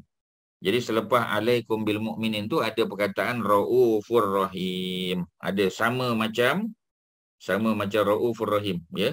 Macam pada ayat yang Al-Baqarah tadi ya. Cuma Al-Baqarah tadi ada lam, la raufur rahim. Kalau selepas bil mu'minin ni dia rauf saja ya. Jadi raufun rahimun ya, ada tertinggal ya dalam apa ni, apa kita panggil, dalam muka surat di sini ya. Jadi tambahlah raufun rahimun ya. Itu saja tuan-tuan, ada tertinggal ya. Itu adalah ayat yang ke berapa ya? Ayat yang ke-128 surah At-Taubah ya. Ini cerita orang bertaubat Jadi laqad ja'akum, ya, laqad demi sesungguhnya ja'akum telah datang kepada kamu rasulun. Telah datang kepada kamu seorang rasul, Nabi Muhammad lah, ya. Min anfusikum, yang datang daripada kalangan kamu, ya. Maknanya nabi itu memang daripada kalangan Quraisy. Ya, daripada kalangan keluarga Bani Hashim, Bani Abdul Manaf, Bani Qusay bin Kilab. Ya, jadi mereka datang, rasul datang kepada mereka dengan bahasa yang sama. Ya, jadi sebab itu bila turun surah Al-Masad, tabat yada Abi Lahab wa tab, Abu Lahab marah dengan Nabi. Ya, kerana apa? Kerana sebut, ya, keburukan dia, sebut keburukan isteri dia, sedangkan bukan Nabi yang create ayat tu, bukan Nabi yang cipta, bukan Nabi yang kompos. Ya, ayat tu, surah tu datang pada Allah sebagai tempelak kepada Abu Lahab dan isterinya Ummu Jamil. Ya, jadi mereka faham. Ya, sebab apa? Sebab apa mereka marah? Kerana mereka faham ayat tu. Ya, kedua-dua mereka marah dengan Nabi sebab mereka faham. Ya, ayat tu menempelak mereka. Dan ya, dalam hati Nabi itu, yang pertama, azizun alaihi ma'anitum. Maknanya, ya, apa yang dialami, penderitaan yang dialami oleh orang Islam itu, ya, Nabi azizun, Nabi sangat berat terasa dalam hati baginda. Bila Nabi tengok berat rasa, ya, maknanya Nabi, kalau boleh Nabi nak tanggung benda tu. Ya, sebab itu disebut azizun. Azizun dengan makna perkasa boleh. Kalau Allah aziz, perkasa. Aziz juga maknanya penuh kasih sayang. Ya, sebab tu orang perempuan Arab dia panggil suami dia Azizi, dia panggil. Ya, Arab biasa dia panggil suami dia, orang perempuan panggil suami dia Azizi.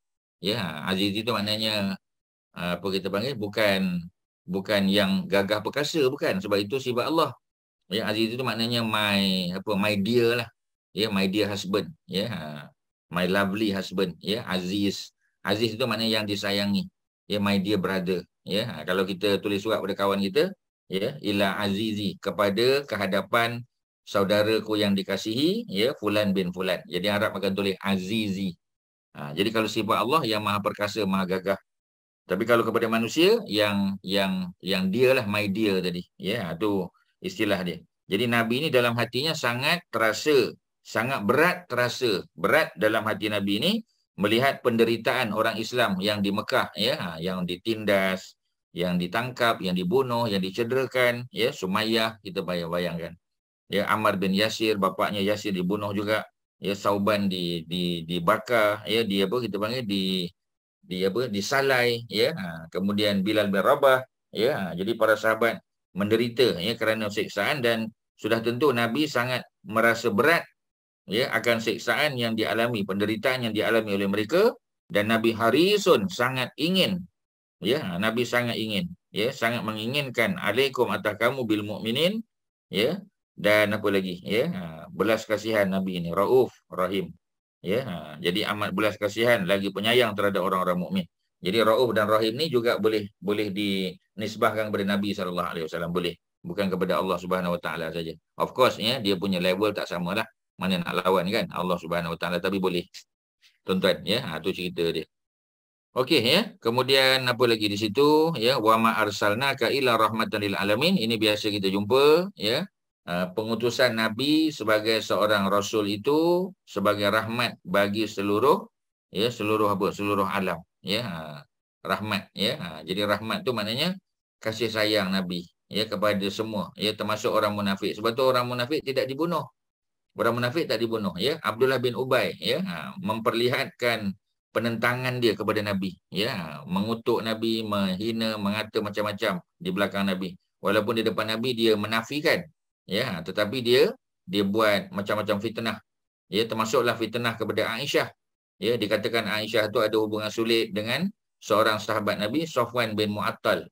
Ya, kalau tuan-tuan masih ingat, ya, dalam peperangan Bani Mustalik, ya, ketika Aisyah kehilangan rantai dia kan. Jadi dia tertinggal, ya, dan ditemui oleh Safwan. Safwan minta Aisyah naik atas unta dan Safwan tarik unta tu, ya, sehingga bertemu dengan kumpulan yang pertama, kumpulan Nabi tadi, ya. Dilihat oleh Abdullah bin Ubay, ya, daripada Khazraj, ya, daripada kalangan orang Arab Khazraj, ya, orang Arab Yaman yang berada di Madinah. Jadi dia pun sebarkan rahsia, ya, sebarkan fitnah, ya. Kononnya Aisyah ni ada hubungan. Nabi tak boleh buat apa, ya, sebab tak ada ayat daripada Allah yang menceritakan tentang Aisyah tidak bersalah, belum ada lagi. Sehinggalah Allah turunkan, ya, surah At-Taubah, Ya, surah At-Taubah turun, barulah clear bahawasanya Aisyah tidak bersalah. Ya. Tetapi adakah tindakan diambil kepada Abdullah bin Ubay? Tak. Ya. Jadi rahmat Allah tu, rahmat rahmat Nabi SAW itu sampai ke peringkat tak ambil tindakan kepada Abdullah bin Ubay. Yang diambil tindakan kepada orang beriman dia ambil tindakan. Contohnya ialah kepada siapa? Penyair Hasan bin Sabit penyair Nabi, Nabi sayang pada dia. Tetapi kerana dia terlibat memfitnah Aisyah dan dia tidak boleh bawa 4 saksi, maka beliau telah dijatuhkan hukuman sebat. Tapi bukan sebat sampai luka parah lah, sebat di khalayak ramai untuk menimbulkan rasa takut kepada masyarakat supaya tidak melakukan perkara yang sama. Jadi tujuan kepada undang-undang yang dilaksanakan tu bukan untuk menyakitkan, tetapi untuk menimbulkan rasa takut, kita kata sebagai satu bentuk deterrence, untuk menakutkan orang supaya jangan buat. Jadi 3 orang dijatuhkan hukuman sebat tadi, antaranya ialah Hasan bin Sabit, antaranya ialah adik ipar Nabi Hamnah binti Jahash, adik ataupun keluarga adik-beradik perempuan kepada Zainab binti Jahash. Zainab tu isteri Nabi. Adik-beradik perempuan dia. Ada yang kata kakak, dia kata adik. Nama Hamnah binti Jahash. Terlibat dalam fitnah Aisyah. Kemudian ada seorang lagi. Siapa lagi seorang? Mistah bin Usasah. Yang terlibat dalam perang Badar. Tapi beliau juga terlibat dalam menyebarkan fitnah. Dan mereka tak boleh buat saksi. 3-3 kena sebat, tuan-tuan. Jadi maknanya dalam konteks tadi orang munafik selamat dia. Itu dipanggil sebagai rahmat daripada Allah. Kerana orang munafik ni bukan begitu caranya. Sebab itu mereka tak pergi perang. Orang Islam, orang beriman tak pergi perang, diboikot. Orang munafik tak diboikot. Kerana diboikot, lagilah jauh mereka daripada agama. Jadi kadang-kadang bila kita fikir, kita kata macam tak adil. Orang Islam kena. Orang munafik tak kena. Pasal apa Nabi terima je. Sedangkan Nabi tahu bahawasanya mereka memang berbohong. Tapi macam itulah hukum, tuan-tuan. Kadang-kadang hukum ni kita tak boleh nak faham secara kita panggil secara begitu saja, tak boleh faham. Kerana apa? Kerana ada rahsia di sebalik tu. Kerana nak bagi peluang mereka untuk bertaubat kembali pada agama. Sampai kesudah kalau mereka meninggal dunia, barulah jelas Nabi tidak menyembahyangkan jenazahnya. Habislah, tuan-tuan. Nabi tak sembahyangkan, Nabi tidak mendoakan mereka. Itu sebagai penutup kepada kejahatan yang mereka lakukan sebagai seorang munafik. Itu cerita dia. Jadi Nabi, wa ma arsalnaka illa rahmatan lil alamin. Tidaklah kami utus engkau wahai Muhammad illa melainkan rahmatan sebagai rahmat lil alamin, bagi seluruh alam. Alam malaikat, alam tumbuh-tumbuhan, alam haiwan. Sebab tu binatang-binatang pun memberi salam kepada Nabi. Batu-batu pun memberi salam kepada Nabi. Nabi menyebut semasa baginda masih muda dulu, selalu Nabi mendengar ada batu-batu yang memberi salam kepada Nabi. Tapi Nabi tak faham.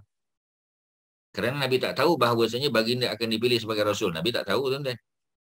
Kemudian nanti, setelah Nabi menerima wahyu, Nabi dilantik menjadi Rasul, maka barulah Nabi faham. Rupanya batu-batu tu sudah mengetahui akan kebenaran baginda ni. Tapi manusia tak tahu. Melainkan mereka yang membaca kitab Taurat dan Injil, yang diberitahu tentang Nabi akhir zaman. Itu pun mereka tak tahu siapa orangnya. Mereka hanya menyangka orang itu adalah seorang lelaki daripada Bani Israel.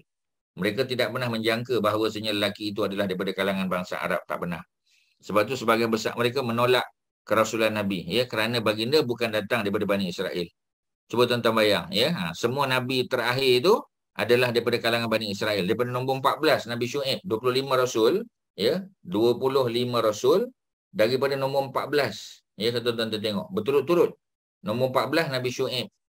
Nombor 15, Nabi Musa. Nombor 16, Nabi Harun. Jadi Syuaib, Bani Israel.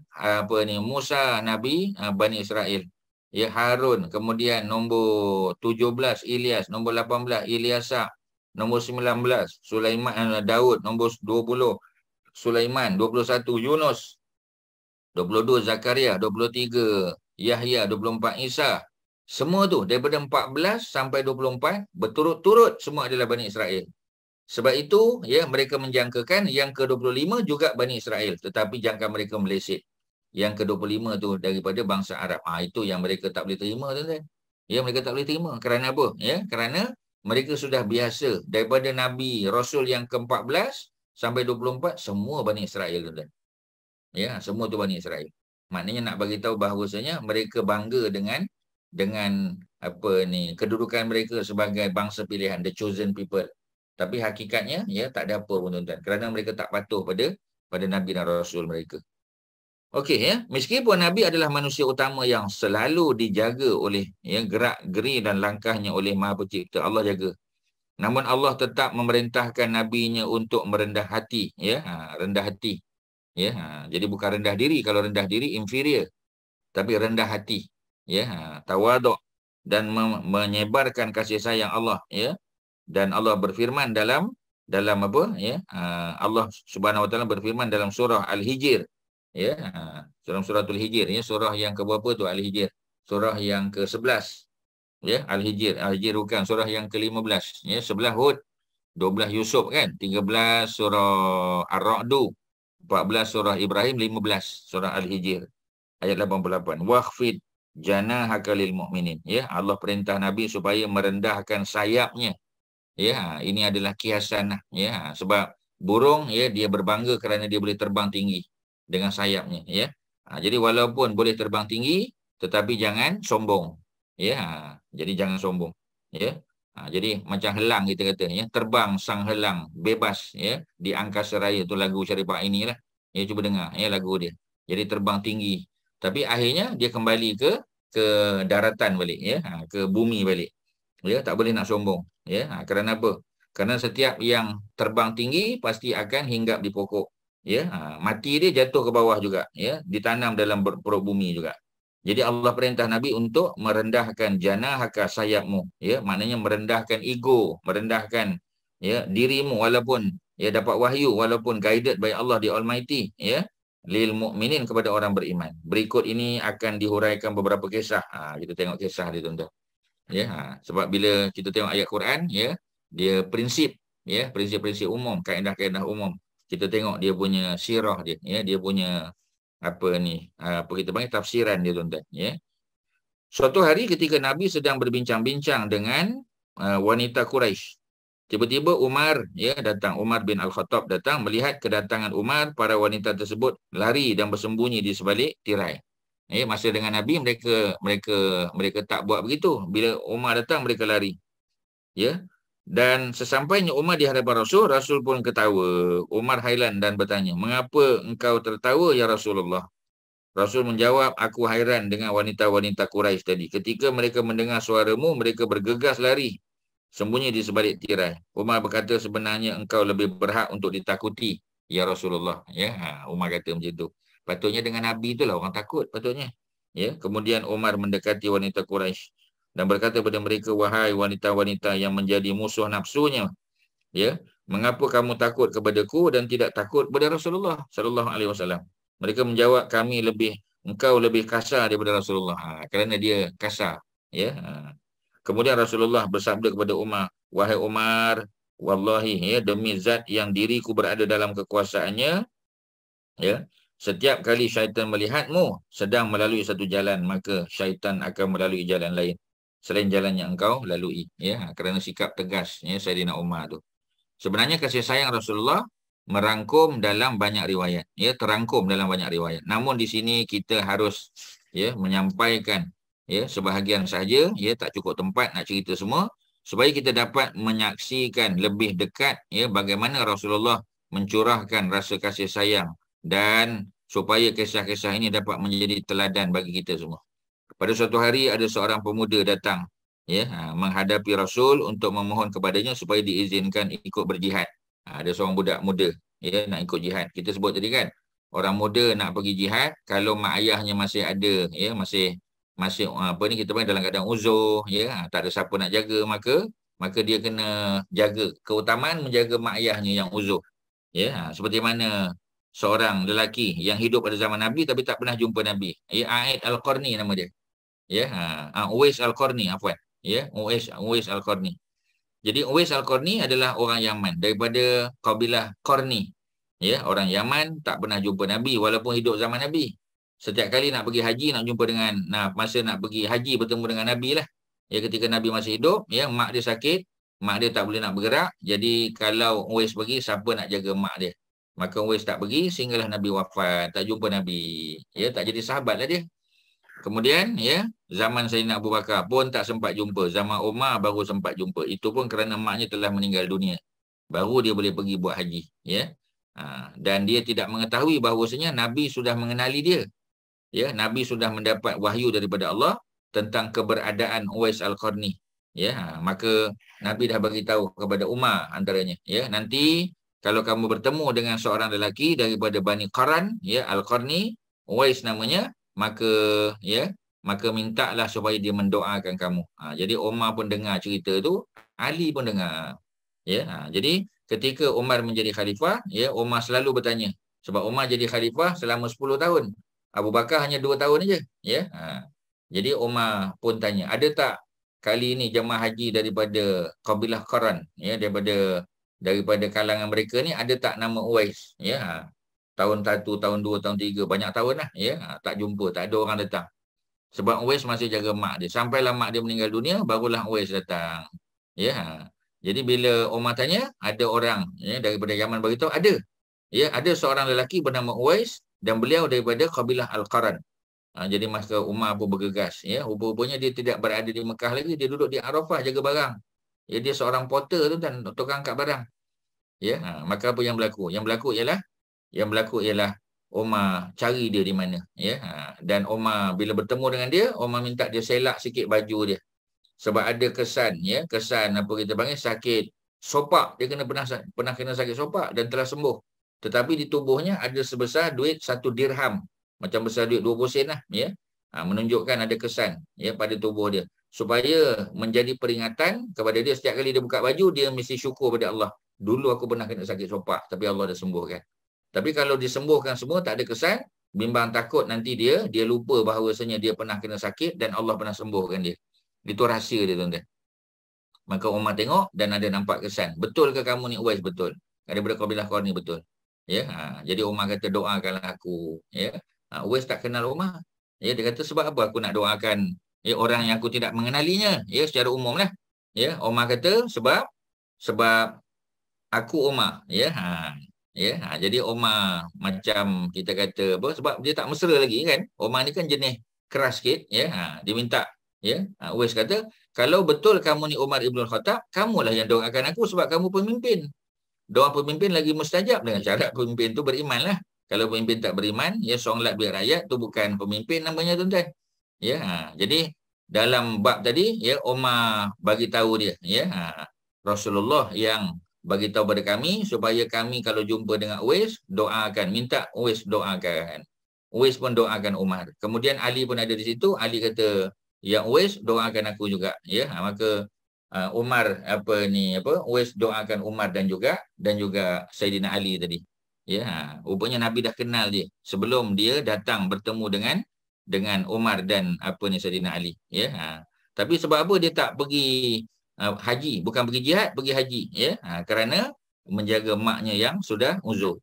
Jadi maknanya cerita-cerita macam ni banyak, tuan-tuan, ya, tapi tuan-tuan tak dapat dalam Quran. Ya, tuan-tuan tak dapat, ya, dalam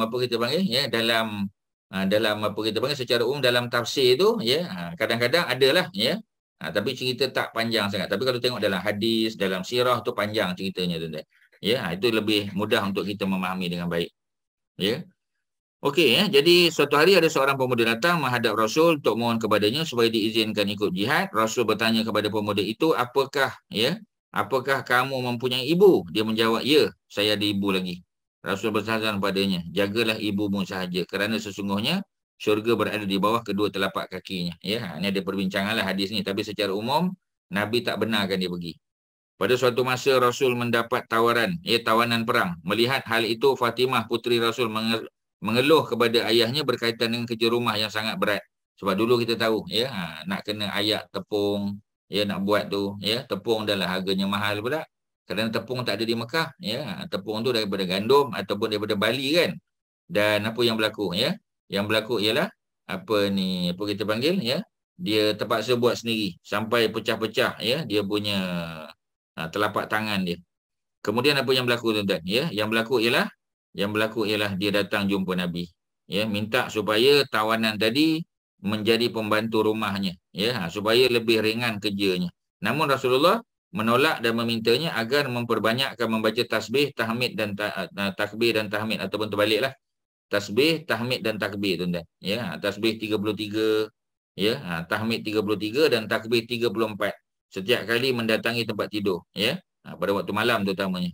Rasul kemudian bersabda kepadanya, aku tidak memberimu pembantu, ya. Apakah aku akan membiarkan ahli sufah kelaparan? Ya, ketika aku tidak mempunyai harta untuk memberi nafkah kepada mereka. Aku akan menjual tawanan itu dan hasilnya akan aku gunakan untuk memberi nafkah kepada ahli sufah. Jadi kalau Nabi bagi kepada Fatimah, ya, Nabi tak boleh jual tawanan tadi, ya. Sedangkan orang yang berada di serambi masjid ahli sufah ni memerlukan bantuan duit, ya. Jadi Nabi utamakan ahli sufah berbanding dengan anaknya sendiri. Jadi dalam kisah di atas kita melihat bagaimana Rasulullah mengasihi orang-orang Muhajirin dan Ansar yang sibuk beribadah kepada Allah dan berkumpul di salah satu bilik masjid Madinah, serambi masjid. Ya, bukan bilik, tuan-tuan, ya.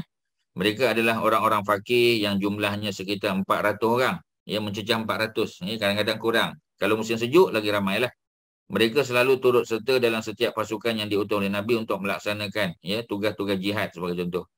Rasulullah lebih mengutamakan mereka daripada puteri kesayangannya sendiri. Padahal Fatimah adalah permata hati Nabi. Ya, dan dia pun, ya, dipanggil sebagai Ummu Abiha, ya, gelarannya. Ibu kepada bapaknya. Sebab setelah Khadijah meninggal, kebanyakan rahsia, ya, yang disebut oleh oleh Nabi itu disampaikan kepada Fatimah. Banyak benda lah. Antaranya cerita tentang, ya, Nabi ajalnya sudah hampir.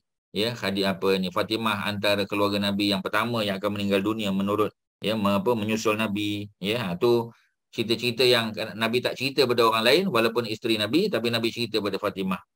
Ya, jadi Fatimah ni istimewa. Meskipun demikian, baginda tetap tidak mahu memenuhi permintaan putrinya supaya tawanan tu dibagi kepada dijadikan pembantu rumah. Ya, baginda menegaskan bahawa menjual satu tawanan yang wangnya digunakan untuk membiayai kehidupan ahli sufah jauh lebih baik daripada tawanan itu diberikan kepada Fatimah untuk menjadi pembantu rumahnya sahaja, ya. Dan baginda menyuruh putrinya agar memperbanyakkan membaca takbir, ya, tahmid, ya, tasbih, tahmid dan takbir. Ya, walaupun dalam riwayat ada bezalah, ya, tapi secara umum untuk senang ingat macam kita lepas solat lah, subhanallah, ya, 33, alhamdulillah 33, Allahu akbar 34. Dia tak ada la ilaha illallah wahdahu la syarikalah macam lepas solat, dia ada bezalah. Ya, sebab tu jumlahnya sama 100 juga. 33 tasbih, 33 tahmid, 34 takbir. Diberi kekuatan untuk menyelesaikan kerja rumah, ya. Jadi mudah-mudahan kalau kita amal benda ni, ya, dia jadi sebab untuk Allah bagi kekuatan fizikal kepada kita. Okey, tuan-tuan, ya. Selesailah kat situ, ya. Ada soalan? Apa soalan dia? Ya, Uwais dokong maknya untuk pergi buat haji. Betul ke cerita ni, ya? Berdasar pada apa yang Ustaz baca dan kita kaji, tak ada.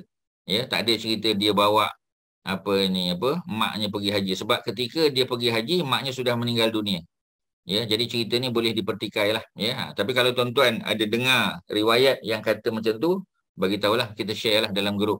Ya, setakat bacaan Ustaz, ya, Uwais tidak pernah pergi haji.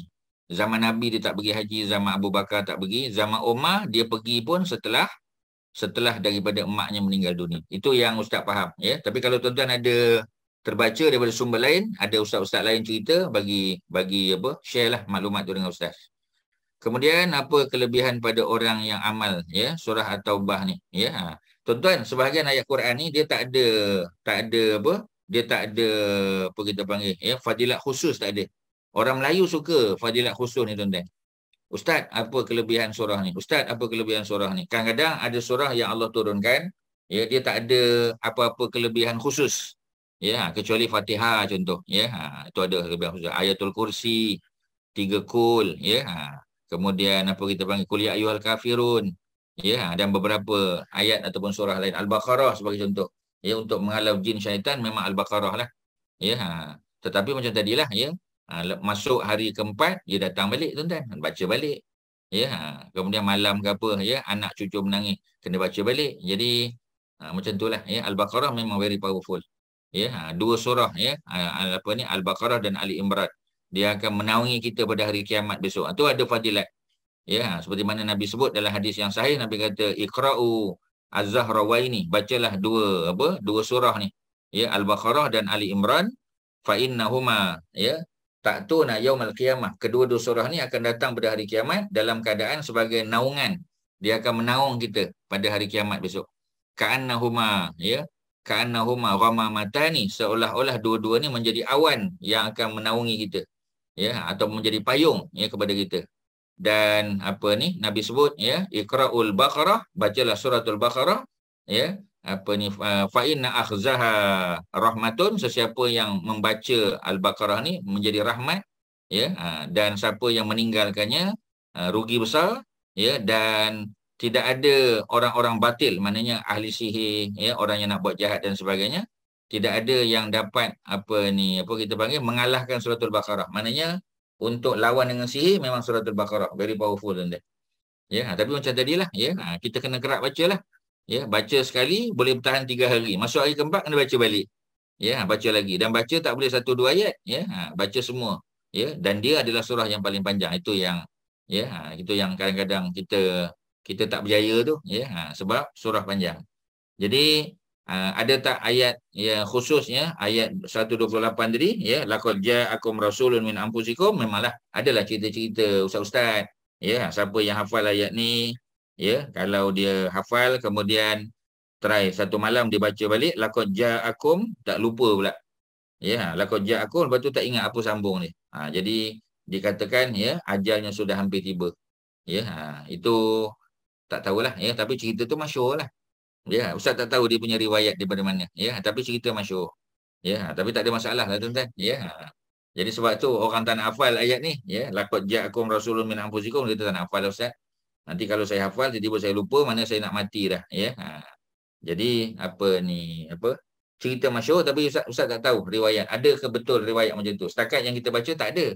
Ya, cuma orang Melayu kadang-kadang, ya, dia terhibur lah, ya, kalau tahu, ya, kelebihan-kelebihan macam tu. Ayat ni nak bagi tahu Nabi SAW sangat, ya, merasa berat akan penderitaan yang dilalui oleh umatnya. Cerita ayat ni cerita tentang Nabi tu, peribadi Nabi tu. Memang Nabi ni kalau boleh, ya, sakratul maut tu pun Nabi nak tanggung, tuan-tuan. Nak tunjuk Nabi ni macam tu. Sebab tu bila kita tahu ayat ni, maka kita lagi banyak selawat atas Nabi. Allahumma salli ala Sayyidina Muhammad. Allahumma salli ala Muhammad. Kena selalu selawat, especially hari Jumaat. Ya, kena ikutlah macam Nabi tu. Apa yang Nabi ajar tu buat. Nak tidur malam, ya, lepas wuduk, sembahyang sunat, ya, tadabbur Quran, baca sirah dan sebagainya. Patutnya menjadi motivasi untuk kita lebih dekat dengan Nabi lah, tuan-tuan, ya. Dan Nabi tu harisun, sangat berkeinginan, ya, berkeinginan supaya apa? Ya, supaya keimanan dan keselamatan diberi kepada orang beriman, ya. Dia ingin sangat, dan Nabi itu amat belas kasihan, ya, dan juga sangat penyayang, ya, rahim kepada umat manusia. Itulah secara umum, tuan-tuan, yang boleh Ustaz kongsi pada malam ni. Ya, dah dekat pukul 11, mudah-mudahan ada manfaat. Kita berhenti pada muka surat 371, tuan-tuan boleh tandakan atas sekali, ya. Tuliskan tarikh hari ni, insya-Allah kita sambung daripada pada suatu hari itu, ya. Hari ni 26 September, ya, 22, ya, selesai, ya. InsyaAllah akan datang kita sambung saja. Pada suatu hari ada seorang datang menghadapi Rasul, ingin menyampaikan keinginannya untuk ikut berhijrah. Ini cerita dia. Ya, insyaAllah kita mula daripada situ akan datang. Okey, tuan-tuan, ya, mudah-mudahan ada manfaat. Kalau tak ada soalan, ya, Ustaz kita panggil, ya, ucap terima kasih pada semua yang bagi perhatian. Ya, tak ramai kita malam ni, tak sampai ada 29, 30 orang lah.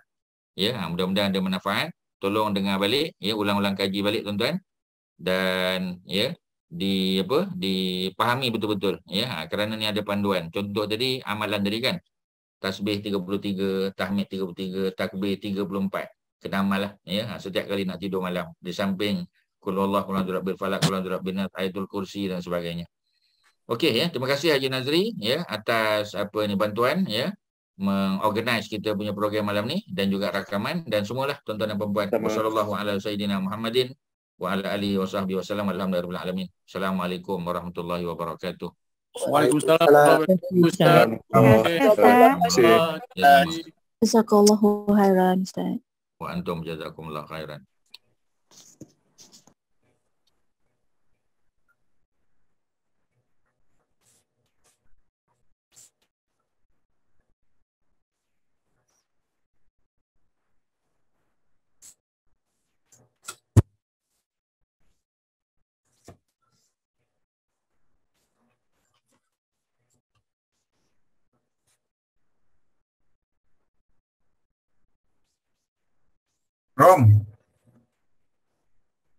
Rom.